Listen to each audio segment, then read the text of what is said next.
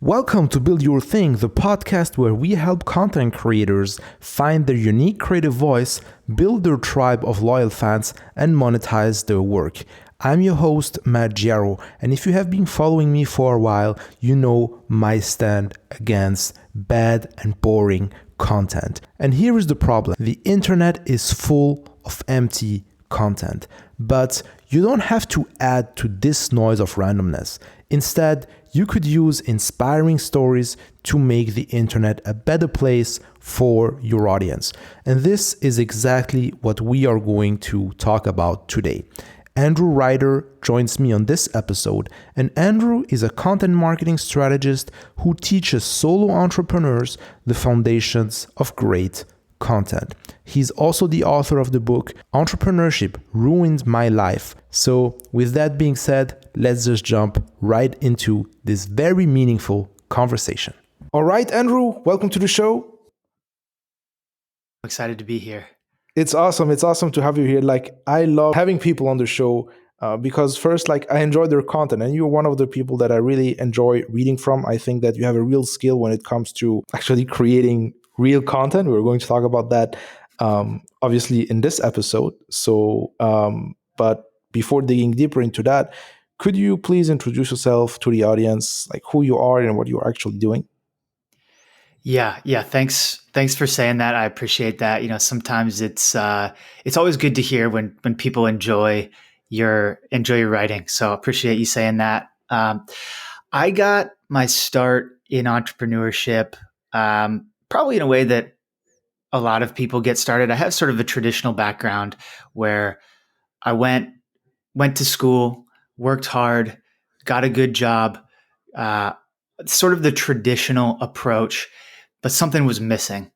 And when I think back, it's easy for me to see at this point that growing up as a kid, I just had this imagination and this creativity. I was always playing Legos and building spaceships. I was playing with Star Wars Lego sets and Bionicles and doing all of these things, building these worlds and fighting them and then breaking them and rebuilding new Legos, new adventures and all of these things.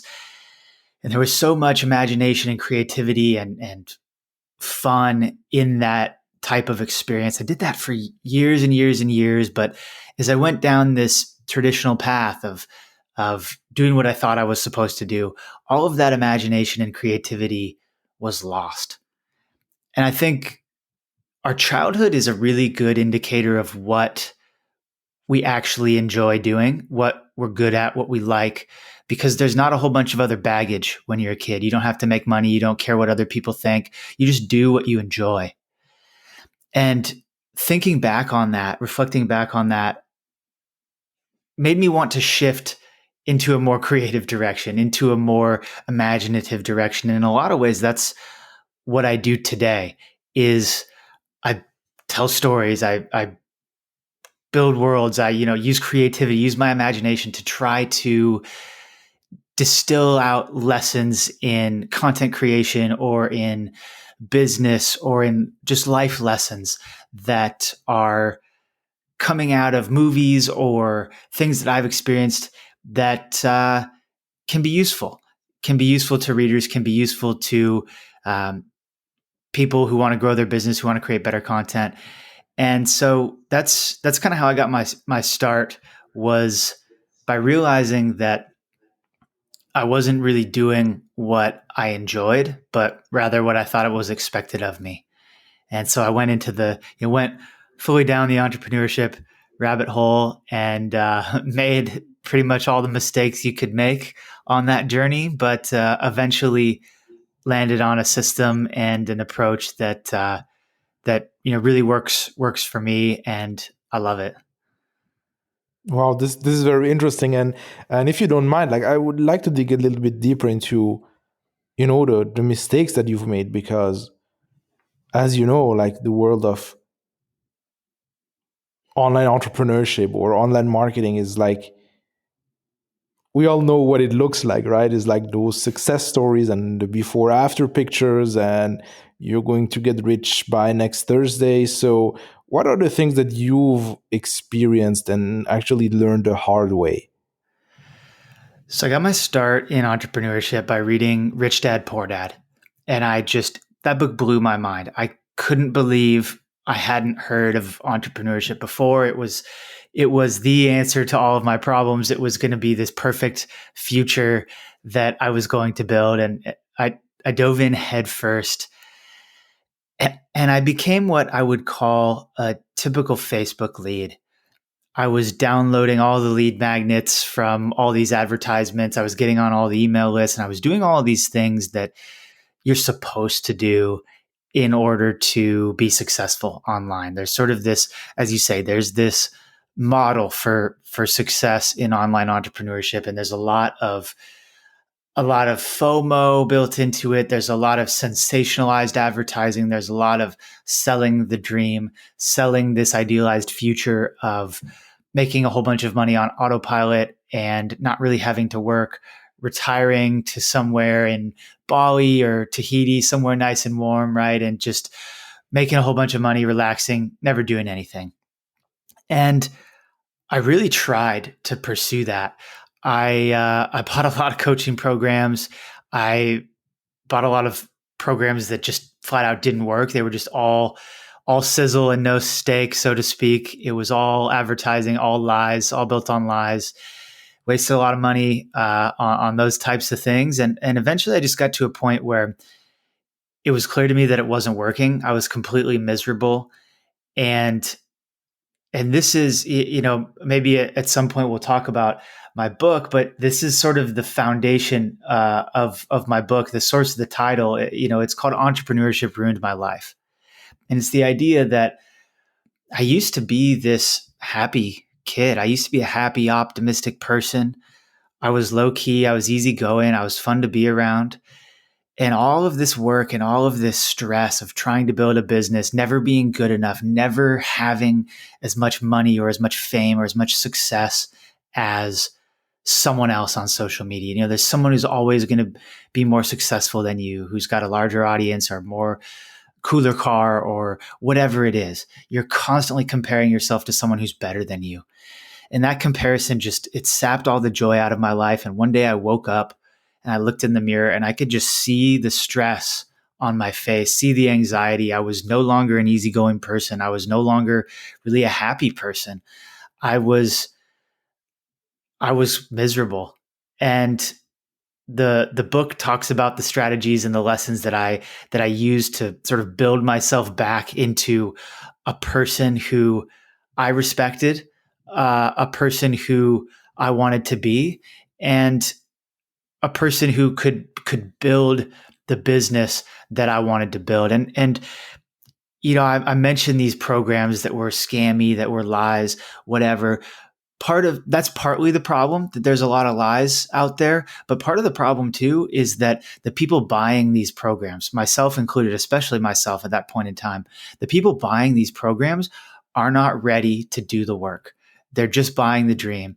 And part of that is getting to the point where you are ready and you're capable of sitting down every day and doing the work and actually building the business, because it's not instant. It's not easy. It's certainly not overnight. Yeah, so this makes a lot of sense. And like there was like really this quote that I pulled out of your Google Doc that's actually introducing your book, and I'm going to put this into the show notes. But like it's really a um you know it's really something that grabbed my attention. So you were saying, I'm quoting you right now, but my desire for success hardened into a constant anxiety of never doing enough and never being good enough in the online business game. I could see the stress and aging in the lines on my face. So this is really something that I can also relate to. Um, Especially, like as you mentioned, and as we just talked before me hitting the record button, is like this constant, I made that much of money in that short amount of time, And and then all these promises, okay, here how you can do it too. So first of all, you don't even know if like those promises are real, right? And number two is like, it's always this kind of this kind of dream that you're buying into when you hit the like button, where you come, or when you comment, or where you just opt in for uh, that lead magnet. So I mean, it's frustrating. And how did you without actually obviously spoiling the book, because everybody can grab it for, I don't know how much it is. I guess it's like $10 or $20, not more than that, on Amazon. So without spoiling the book, like, what are the how did you actually, like, what was your aha moment when you looked yourself, when you look, let's say, at yourself, and then seeing, okay, like, no, that's actually not the life that I want to live? Or was it something else? And then my second question is like, what are the steps that you actually took in order just to get on the right path, and finding something that works for you?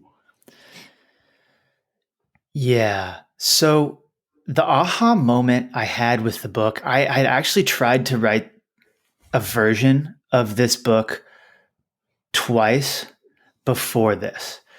I had written a complete manuscript for an original version of this book. And thank goodness I did not publish that as this book, because it was nothing compared to what I ended up with here. But it just was never quite right. And I had a lot of ideas in place that I wanted to write about, a lot of ideas that I thought were really important as I was going through this process. But it wasn't until I sort of casually, I think I was on a podcast interview and I was having a conversation with talking about my story, talking about my background. And it just sort of came to me, this idea that entrepreneurship ruined my life. And I remember after that interview, I said that, and there's a clear reaction from the person I was conversing with. They're like, "Wow, that's a bold statement. That is something that, there's something to that. We have to dive deeper into that."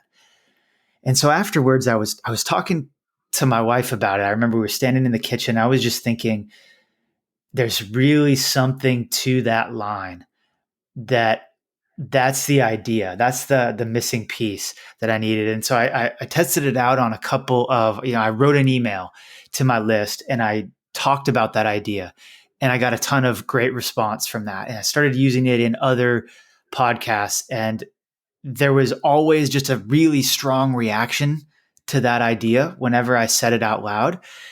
And that that obviously became the title of the book, and that was sort of the missing link that I needed. Once I had the title, I knew that I needed to sit down and I needed to write this book, and I needed to just block off a couple months and get it done and do it right. And having the title really helped to move me in the right direction. Whereas in the previous attempts, I was kind of all over the place, and the angle that I was taking was it wasn't the right angle. I'm a lot happier with the angle that I took in the actual book. And it really centered around coming up with that title, and realizing the power of that title.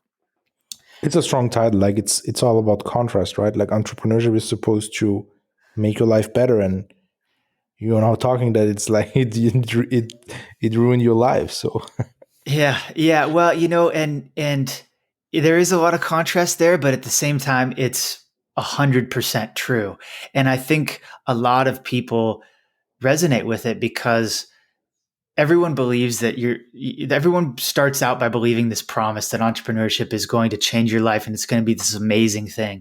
But what you don't realize is all the hard work and sacrifice you have to go through to have a chance of getting there. And I think a lot of people are like you said, you resonated with those words in the article that I wrote to give some background and some context to the book. but it's yeah, I think it's something that we all struggle with in one way or another. And let me tell you a story from the book, and I think this will kind of get into your second question about how did I go through this process. But there's this movie, The Greatest Showman. I don't know if you've ever watched it, but it is my favorite business movie of all time. And it's about P.T. Barnum, who is this entrepreneur back, I think, in 1800s or something like that. He starts this circus. And the original point of starting this circus was to, he bought this museum, and he was going to start a wax museum, and it's kind of boring. Nobody was interested, but his daughters gave him the idea for starting a circus and showing all of these interesting things. And he starts a circus, and he collects he brings all these interesting people, and has a lot of success by giving joy to his audience. The circus is all about providing joy to the people who are witnessing these spectacles. There's really tall people, there's really large people, there's really small people, there's all of these different things, trapeze artists and all of these spectacles. And it becomes sort of the modern day circus, right? That's where this comes from. But in the movie, at the onset, he's motivated to make a life for his family, to pull them out of poverty and to become someone famous. He's motivated by sort of the surface level entrepreneurial motivations that a lot of us have when we get into the game.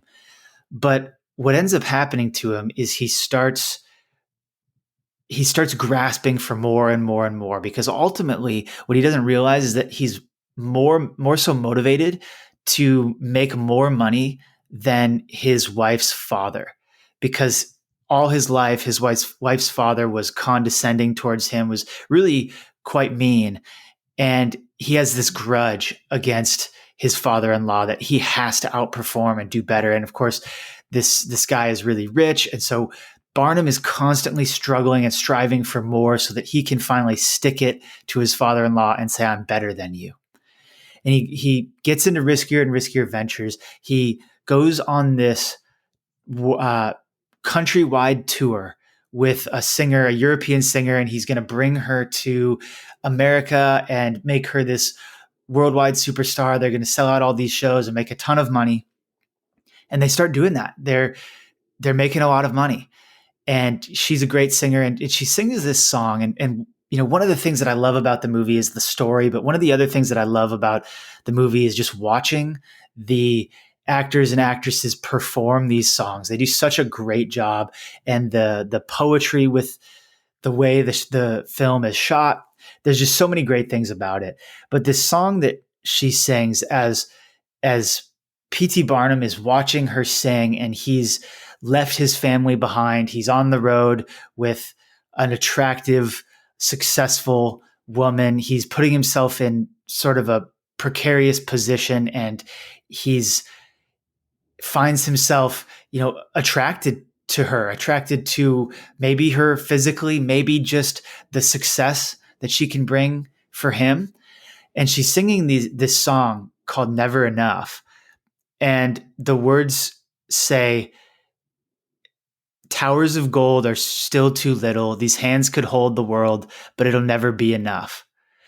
And that really speaks to me in just the sense of most entrepreneurs are striving for more. They're looking at these pictures on social media. They're lusting or dreaming of these things that they could have, these dreams that they could fulfill.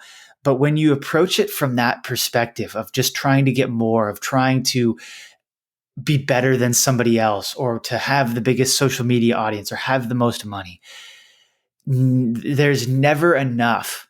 You'll never have enough to get to that point where you're actually fulfilled, actually happy, actually appreciative of all of the good things that you do have. And of course, Barnum goes on to nearly wreck his marriage. He loses everything. He loses all his money. He loses the circus. And if it wasn't for things going his way with his relationships and with some of his friends, he would have lost everything.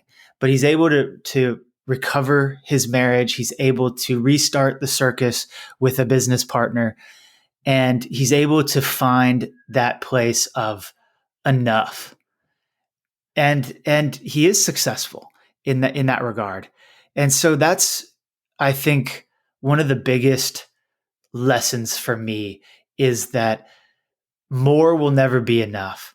There's constant examples of this in real life. You look at somebody like a Tom Brady, who is constantly pursuing more in the realms of football, but he's losing his relationship with his wife. He's losing, tens, maybe even hundreds of millions of dollars in crypto ventures.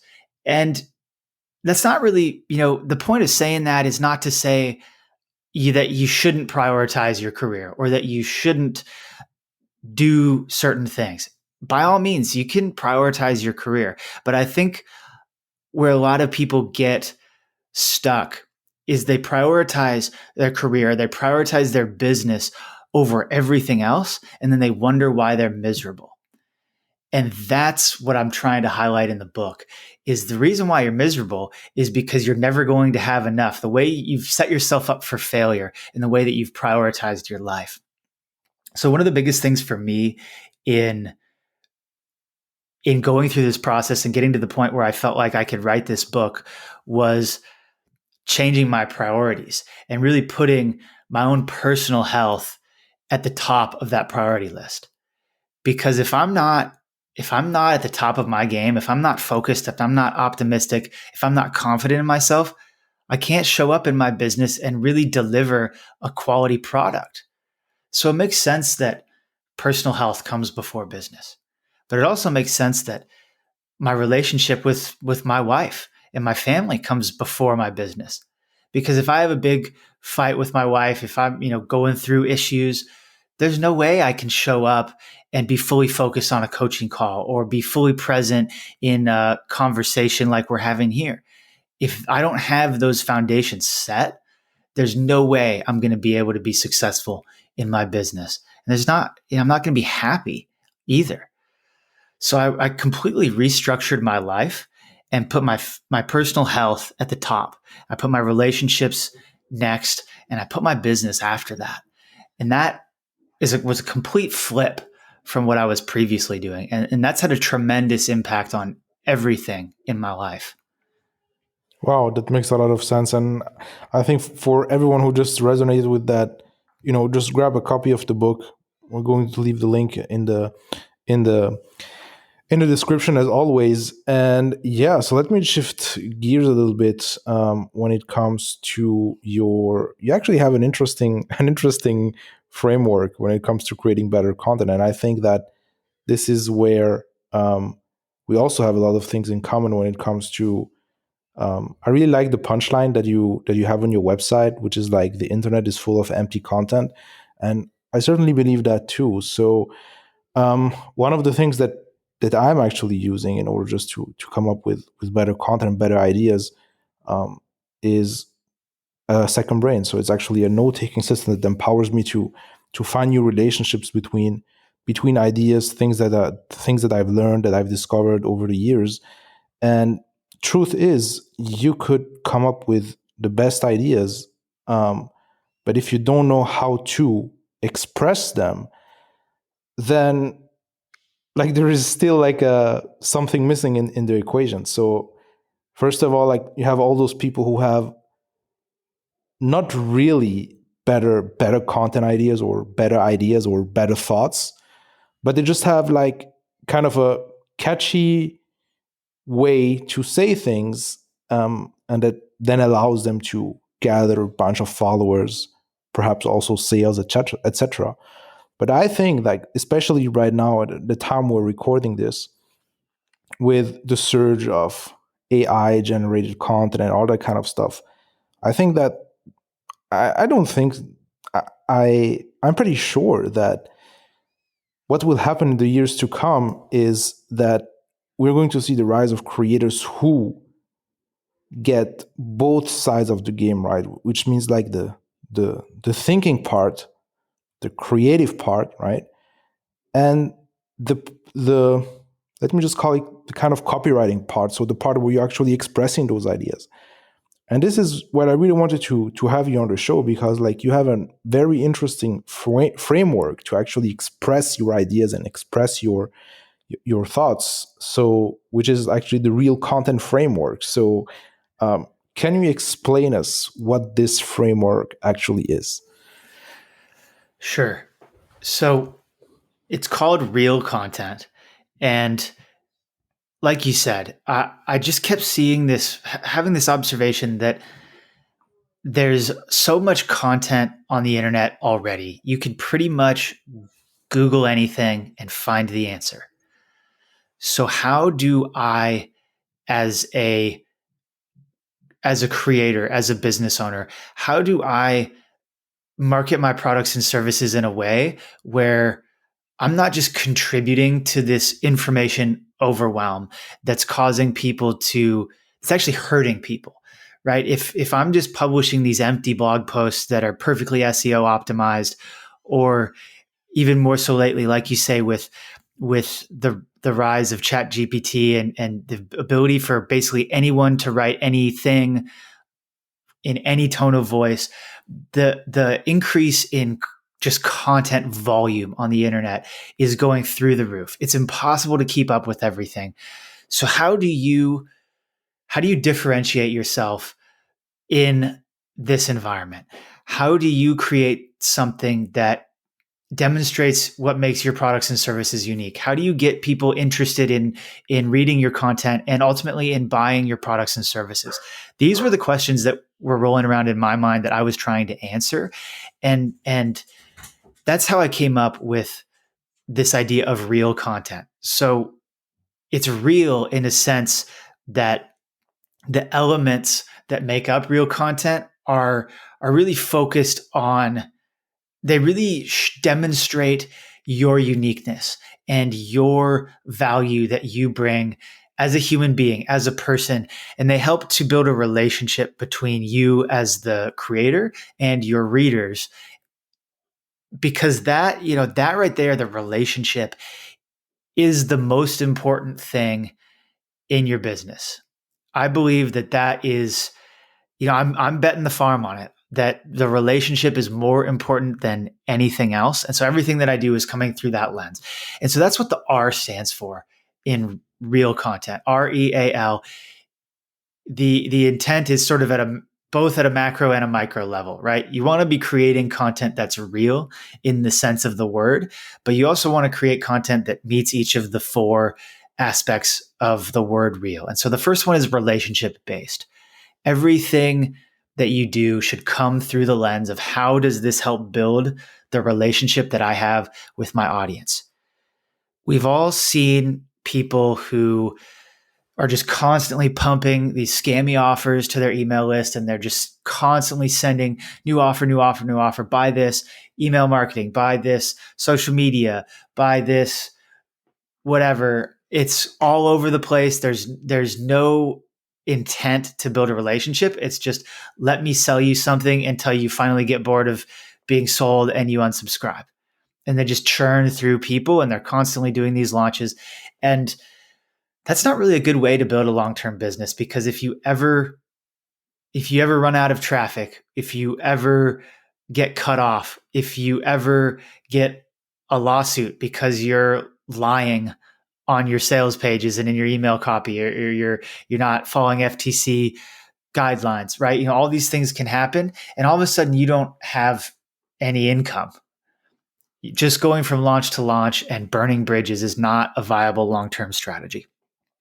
So the focus of everything that I do in my business is to build a relationship, strengthen a relationship between me and my readers. The second aspect of real content, the E, is entertaining.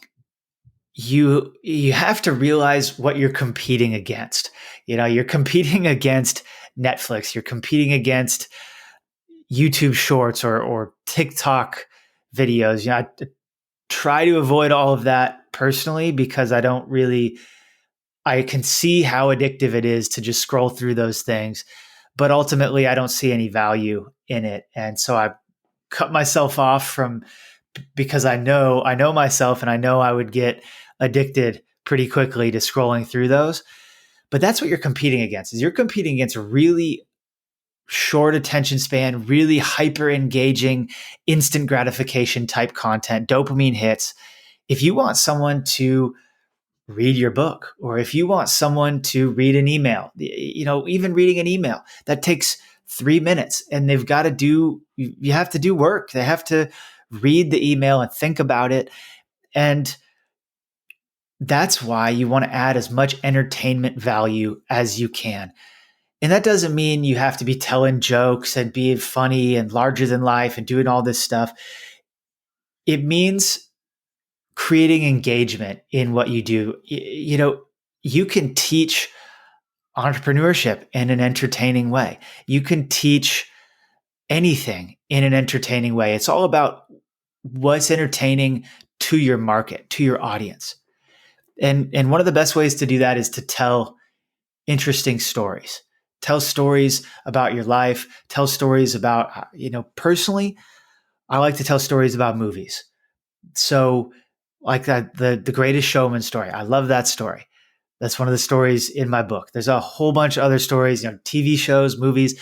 I just really resonate with those and really enjoy talking about them. So that's what I like to do, but they can come from anywhere. I tell a lot of stories about funny stuff that my dog does, because there ends up being, we'll laugh at it when our pets do these things, but there ends up being a lot of truth in reflecting on why they do the things that they do. And I find that I do some of the same things myself. So, so keeping it entertaining is super important.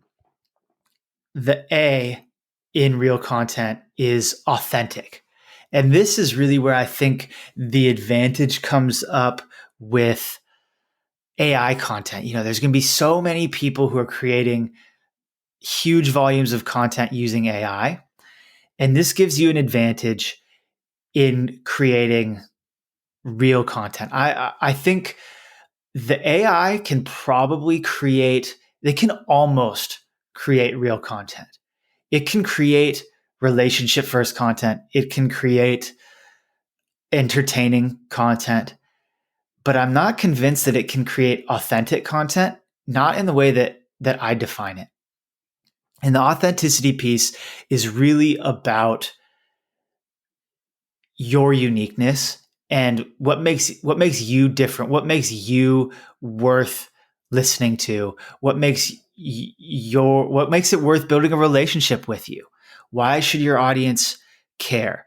And obviously your business is all about serving your customers, but it's really all about you at the same time, because your audience is buying you. They're buying your confidence. They're buying your success.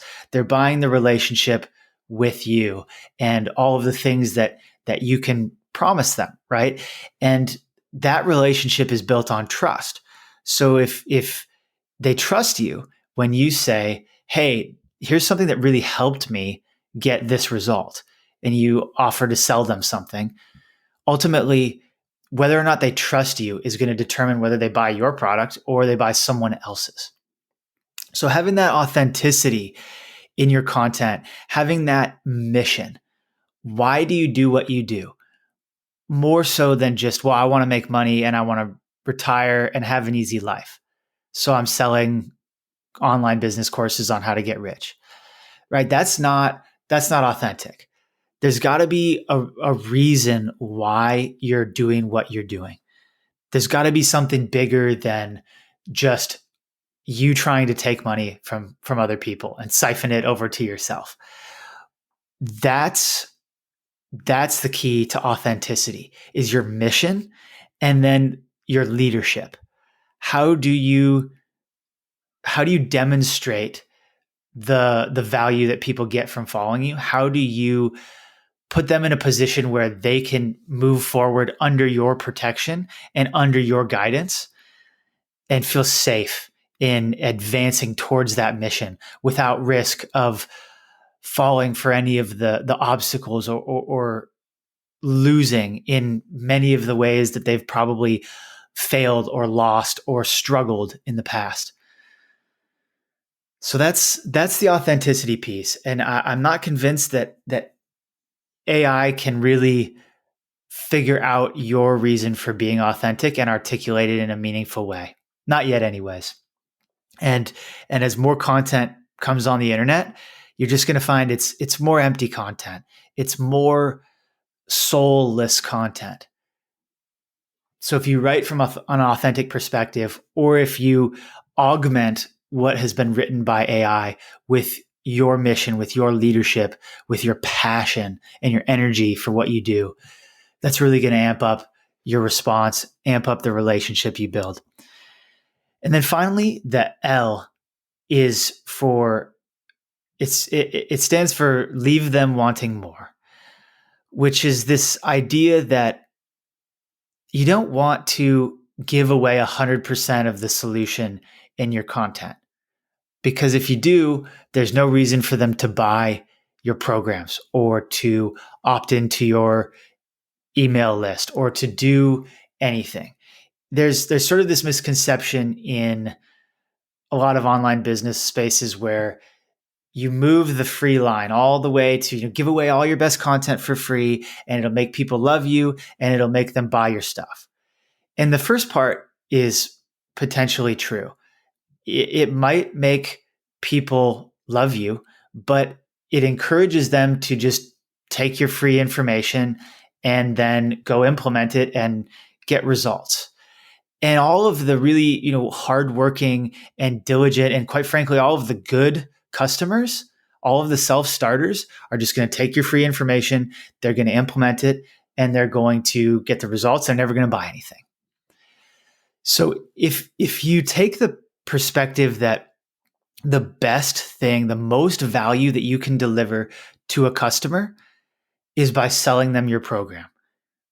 If you believe that your program has real value to offer, if you believe that by spending money with you, they're going to take it more seriously, they're going to value the information, they're going to take action, get results, and they're going to actually benefit from what you're teaching, you need to encourage them to ascend your value ladder. You need to encourage them to do the work, to buy the programs, and to get in and to move into your world, to move into the direction that you're going in. Because if you give away all the information for free, like I said, and the self-starter takes it and maybe they do half of it right, but they're missing this nuance that you didn't really properly explain, or maybe they needed a little bit of help from you personally. And so they apply it incorrectly and it doesn't work. And then they say, oh, well, this system doesn't work, so I'm just going to go to somebody else's system that does work. There's a whole bunch of reasons why you don't want to give away all of your best information for free. And so leave them wanting more is sort of a copywriting angle. It's a curiosity angle. You want to have a reason for them to keep moving further along with you, because ultimately that's the best way that you can help them. So that's the framework, and I use it at a high level to ensure that every piece of content that I'm creating is checking these boxes. Am I going relationship first? Am I providing some kind of entertainment in this piece? Am I being authentic? And am I advancing this relationship towards making a purchase or making for the customer to make an investment in their future, to take the next step on this journey towards solving their problems? Yeah, that makes a lot of sense. So I have a lot of things to that I want to go back to, if you don't mind. Mm-hmm. So the first thing is that you have been mentioning the social media and the issue with short form content, right? So my question for you is, because like I had another on the show, I had another guest. Well, we've been talking about that too. So it seems that I'm pretty good at picking up guests who are introverted as me and who don't like social media too. So we have been talking about, well, do you really think, because like he was like,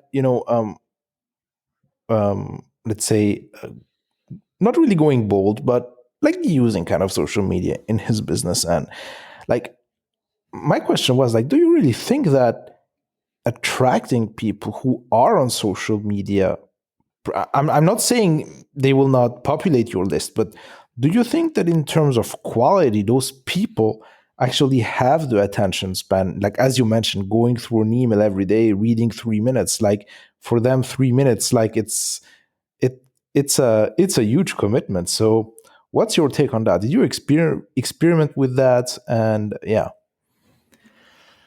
I don't think I have enough data to really say one way or another, but I can share my personal experience. I don't I don't use social media platforms. I think social media platforms are there's a clear upside, right? You can grow an audience for free. You can connect with other creators, other entrepreneurs. You can arrange joint ventures. You can get on podcast interviews. There's a whole bunch of great things that can happen to you, to your brand by being on social media.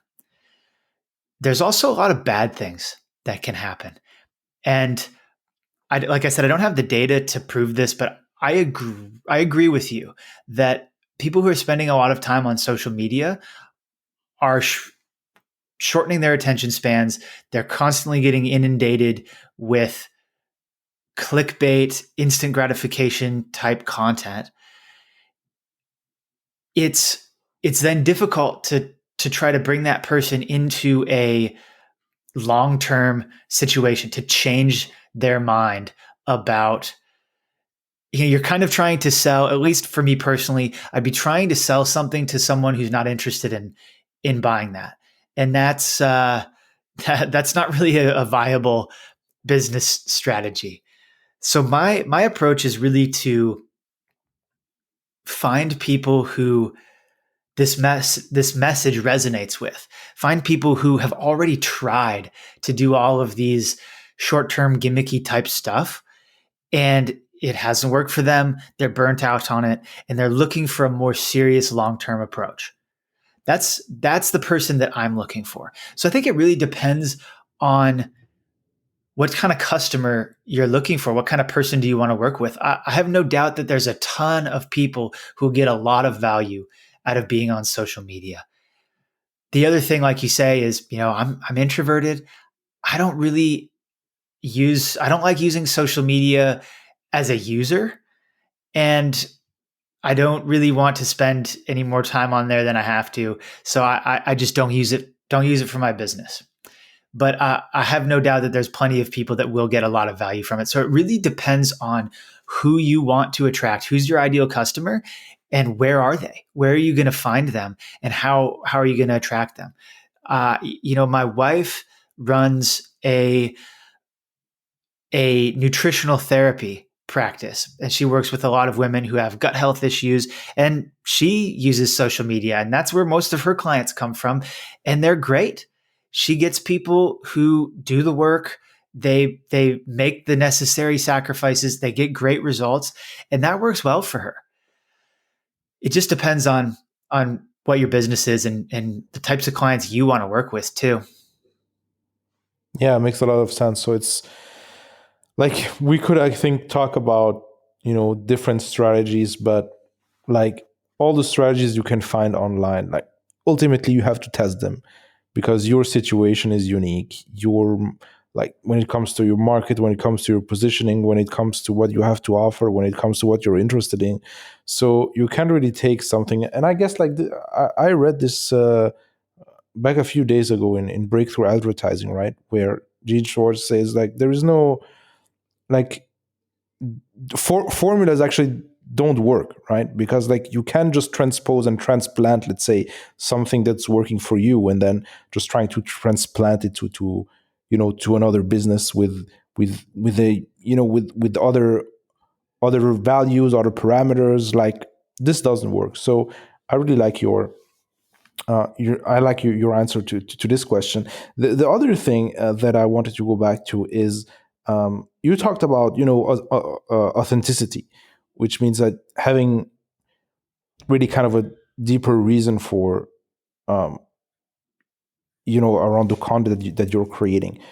I wanted to go back to that when it comes to how to balance between the authenticity side, which means that you're actually creating content about something that you care about, and on the other side, the market fit. So having actually people who are interested and who are also willing to pay. Yeah, that's a good question.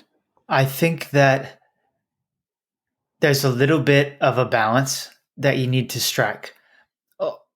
Ultimately, if ultimately I think that you can set yourself up into a position where both are true, but it's not necessarily, it may not be the first thing that you land on. It may require some iteration. So when you're starting a business, generally you're starting it based on some kind of problem that you've observed. A lot of coaches, course creators, or info marketers are starting it based on a problem that they personally had and they solved, right? And they see other people having the same problem and they need help, right? They couldn't figure it out. So to take my wife's business again, for example, she had a ton of gut health issues and it was really messing her up, no energy, just feeling sick all the time. She did some research. She tried a whole bunch of different things and figured out a system that worked for her, went on to get some additional education and started her business to help other women who have that same problem that she had, who haven't figured it out and haven't invested the money in higher education to learn some of those things, right? And she packages it up in a way that she can teach the science in an engaging way, and she can also provide all of the meals and lifestyle advice to help her clients get those results. The problem and the market fit, it's coming originally from the market fit, and it's coming from, this is a problem that probably 80% of women across the board deal with this. And a lot of men deal with this too. Like, so many people deal with this. They just don't realize that they have the problem. So that's, there's part of that too. She's mostly marketing to people who already realize that they have this problem, but there's a ton of people who have this problem that she can help. So there's, from that perspective, there's a fit to the market. And with the content and there was a lot of iteration on this early on, because she started out kind of trying to help, it was more of a fitness/weight loss type of offer. And then she refined it into a gut health offer and adding different pieces. And so over the course of the last 6 years, her business has gone from just helping people solve this problem in sort of a generic way to helping people solve a much more specific problem, but also in a way that she enjoys doing it. And she enjoys the aspects of what she does. She enjoys the calls. She enjoys the work that she does. So I hope that answers your question, but I think to summarize, to start from a problem that people have and they're willing to pay to find a solution for, and then iterating on that offer and to get it into a place where you enjoy what you're doing and you're creating content that you're proud of. Yeah, so it's really, as you mentioned, you start with the problem and then you just start refining the way that makes the most sense for you to solve it, correct? Yeah, I'd say that's true. I mean, like you said with breakthrough advertising, there's no formula for this, right? You've got to figure out what works for you. And ultimately, you want to be doing something that you enjoy doing, because otherwise it's just going to be miserable. And if you're not happy with what you're doing, if you don't like the box that you've painted yourself into, that's going to show in the content you create. It's going to show. You're just not going to have that energy. You're not going to have that passion that really helps build that relationship. Yeah, yeah, makes a lot of sense. So the other thing that I wanted to go back to is that you mentioned the fact of, I think we could dedicate a whole episode just on, giving value and all that kind of stuff that's going on when it comes to creating content. And I think that we both have been at the same school of thought. I guess I don't know if we can say that, but when it comes to Ben Settle and when it comes to giving value. And by the way, like there is like I'm going to put the link to the interview with Ben Settle in the show notes too. Yes, so like when it comes to the L in real content, so leave them wanting more. So what is your approach when it comes to kind of giving value, establishing yourself as an authority, but not really giving away the solution, so that people are still coming to are still going to to pull their wallets to buy your offer? Yeah, definitely. Like you said, learned this approach from Ben Settle, and really just from him raising the question, what is value? And when you take a step back and think about it, it's like, well, is watching a movie on Netflix value? Is I mean, you can take 10 different people and give them the same movie. Half the people will hate it. A third of them will think it was okay. And, maybe two of them will love it, like the greatest movie ever. And all of those people could be ideal customers for your business. So there's a huge spectrum of what value is. There's research that shows that people value things that they pay for more than things they get for free. Same information, same exact process. You could give away a free PDF that teaches your system, or you could charge $10, right? The person who buys it is going to value that information more. It's literally worth $10 more. Maybe that's not a whole lot, but I see these, every once in a while you're driving down the road and you'll see a couch or a TV or something sitting on the side of the road, and it'll have a free sign up by it, right? I don't know if you ever see this, but see it every once in a while. And on that sign, it says free. And no one will go take that TV because it's obviously broken. There, nobody gives away a TV for free. We're skeptical of that. But if you put, $100 on the sign, that TV will get stolen the first night. It'll be gone because all of a sudden it's valuable. All of a sudden it's worth $100. There's a fine line between free and worthless. And there's certainly value in giving away some things for free, and in advancing that relationship, and in helping your audience to make an educated decision, or to understand what is required of them to advance their to solve their problems, right? But I think that ultimately, and like I said, ultimately the best way that I can help people is if they buy my programs, just in the way that they're structured, and in the fulfillment, the delivery methods that I use in some of my programs. There's a lot of thought that goes into that, because it's the best way that I can help them get the result. And I do give away a lot of information for free, especially on come on shows. I'll tell you the real content framework. You can take that, you can use it, you can apply it, and you can benefit from that. That's sort of a tangible thing. That's a valuable thing. In my opinion, it's valuable. It's valuable to me anyways. And there certainly is benefit to doing that. But I've just found that the best way to get results and to help your customers to get results is if they're paying for it. Yeah, that makes a lot of sense. And like just to give you a little bit of a background, so what I've implemented in my business is like an in-house tracking system where I can track back almost any sale.